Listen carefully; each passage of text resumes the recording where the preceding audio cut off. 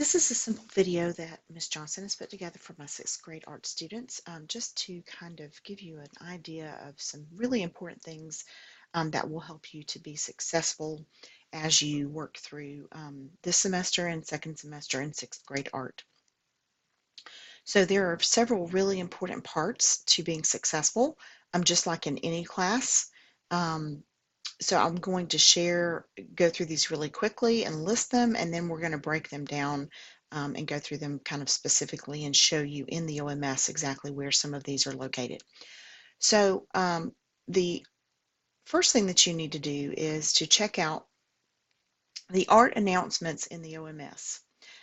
You need to use your plan or your weekly checklist for art. You need to make sure that you're checking your grades regularly. Um, if it's where you can at all, it's only 45 minutes out of your weeks, and it's only once a week. I strongly encourage that everyone in art attend the weekly art class. Artsonia use is a requirement, so that's really important. And then assignment completion, we're going to talk about some specific, the breakdown of those assignments and what you need to do specifically. And then obviously practice, practice, practice for any art skill is really important. So the first thing that I wanted to share was the announcements in OMS. The announcements are a great place to start because when you first log into your art page in OMS, they should automatically pop up. Okay, I strongly encourage that you don't ever just X out of those. Leave those up because they are good reminders. Um, this is where Ms.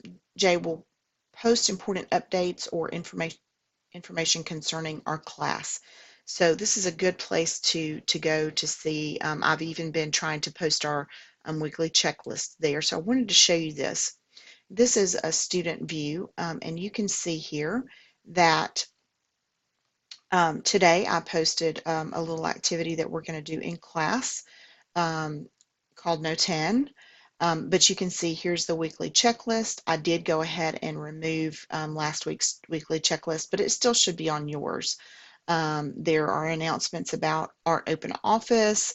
I've given you little study tools, little handouts on improving your photographing of your artwork. Lots of good stuff you'll find in the announcements. So that's a great place to start. Oh, let me go back one.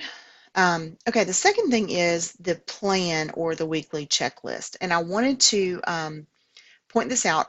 I started this a couple of weeks ago, and so I'm going to try to continue using this because I've gotten some positive feedback about it. And so what you will see is on your calendar over here where it's under the class plan, you'll see at the beginning of each week, you'll have the weekly plan, okay? And this is what it looks like. And it's just a really easy access for you to know what's going on each day. If you want to print it, you can download the PDF version, print it out, and then you can check off each thing as you complete it. But you'll see each day there are activities or reading assignments. There are handouts that you have access to that you can print, or you don't have to print because you have access to them here. I've included a due date for each activity. But this should be pretty straightforward and should give you some guidance for what exactly you need to complete during the week. At the bottom of that, I have given you quick access to Artsonia. So when you finish an assignment, here's another link for Artsonia with our class code, and we're going to talk more about that later.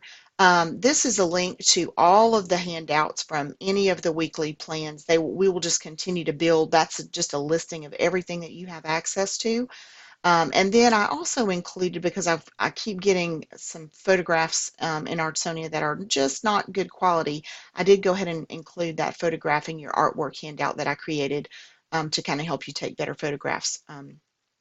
Because when you spend time to create a piece of art, we want it to show the very best version of that artwork on Artsonia that we can. So it's really important that you take good pictures. Okay, so that is your plan. Oh, I did mean to show you also. I like this version as well, and not sure how many of you guys use this, but I just wanted to share this with you.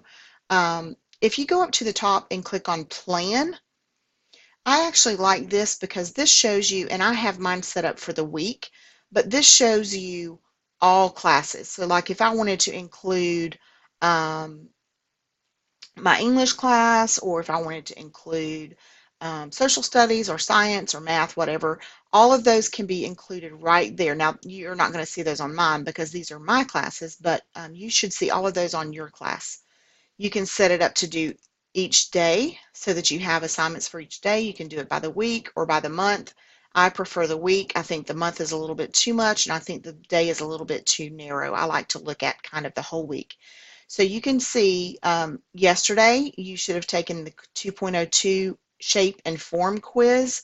So don't just rely on just the weekly checklist. Always check the plan. Now, not this is different than the class plan that you see over here on the left when you first log in. That's a little bit different. Okay, this is more specific. This gives you the whole week view. Of course, you can see that as well over there, but just to kind of share lots of different options for doing that. All right, the next thing is checking your grades.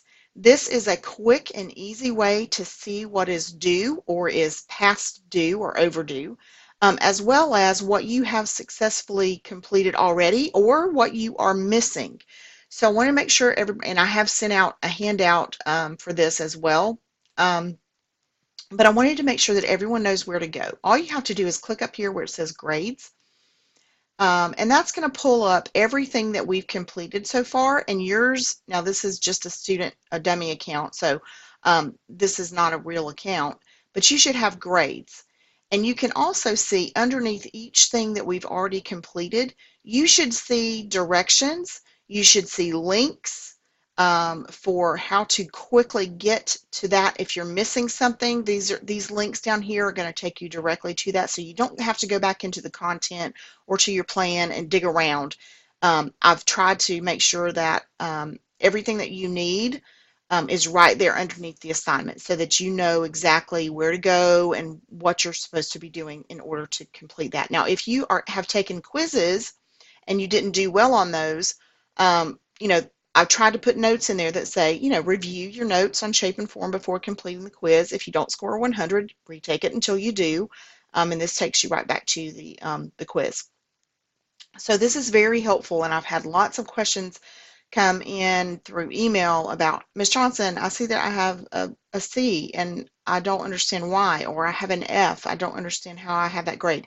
This should always be your first step. Go check your grades tab, because that's going to show you exactly what you're missing or what you didn't do so well on, and those things are going to be affecting your grade.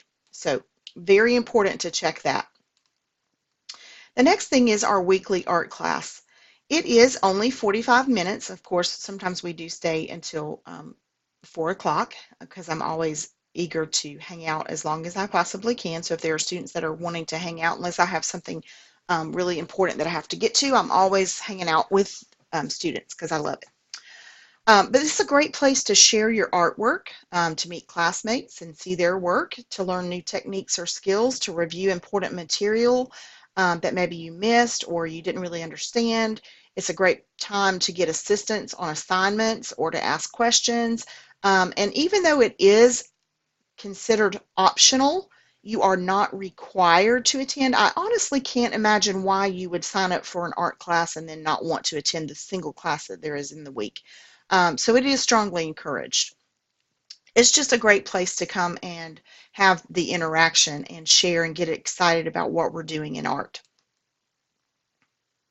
Now, Artsonia, I said, is required. I have just 1 or 2 students who have not gotten their parent permission yet, and I have several students who have uploaded nothing. At this point, you should have probably 8 to 10 different assignments uploaded to Artsonia. And it's really important that you understand it is a requirement. You have to submit your artwork to Artsonia because This is where we're creating your portfolio of your artwork for the year. And it also is where I am seeing your artist statements, which are a very big part of your project grades. And it's also where I can give you feedback. So you have to have your Artsonia. Now, I have a couple of students who have a private account, and that's perfectly fine, but you still have to upload your stuff. I have it, there's a setting that allows me to make it private so that other people can't just log on and search for Georgia Cyber Academy and see your artwork. Um, but this is a great place to keep all of your artwork and go back and look at, especially at the end of the year. You guys will be totally surprised at how much you've created and how much you've grown. And so that's all part of the process of using Artsonia. And I just want to stress that those artist statements can only be submitted in Artsonia, and they are a good chunk of your grade for any project. Now, not the practices. Even though I look at the artist statements, I don't really grade so much, but they help me. Sometimes it helps me to understand, if it looks really messy and you explain in your artist statement, well, I tried this and this is the first time I've ever used oil pastels. That helps me to understand, and it helps me to have a better picture of how to grade you. So those artist statements are really important, and I provide questions for you that you need to answer in order to write that artist statement. So please be aware of that, and those can only be done in Artsonia. Okay, assignment completion. You guys who have been completing these already, I've gotten some questions, and so I wanted to clear the air. For your art responses, these will continue throughout the rest of the year, okay? Now, sometimes we will do individual, student will do peer responses instead of doing a famous artwork or Miss Johnson's favorite artwork or stuff like that. But these are art responses that we do every other week. So it's not every week, it's every 2 weeks. And they are written responses based on a teacher assigned artwork. Okay, so I'm going to pick the artwork, and it's usually going to have to do with whatever topic we're working on for the week or the 2 weeks. And so there are going to be specific guidelines, specific questions that I ask that have to do with what we're studying. And this is a way to determine whether or not you truly understand the concepts that we're covering. Okay, so the specific guidelines include you have to write in complete sentences, because this is not only an art response, but you're also practicing for your language arts writing, because that is one of our weakest areas when we take the EOGs. They have to be a full paragraph.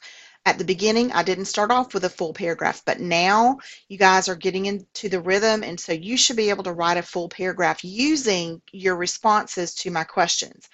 And then also using the artwork and specific examples from the artwork to support your answers to those questions. And a lot of you have been doing a fabulous job with that. I've really enjoyed reading, and I've really, really enjoyed the support that you provide. Even if your answer is incorrect, if you give me good support, that's going to help your grade. These are completed in a Google form. I will always give you the link, show you the artwork, give you a specific set of questions that you need to answer, and then you will be responsible for writing that paragraph, and that is twice a week. And that is a grade every single time. Another assignment that you are responsible for completing first semester. Now, this will only be happening during first semester. We will change it up and do a different activity every other week for second semester, but for this semester, I wanted to give students an opportunity to research some various art-related careers, because I think a lot of times we don't really realize how significant a part art is in our society. It's really important, and it's not just artists or painters, but art is in so many different areas of our culture. So I wanted to give you some access to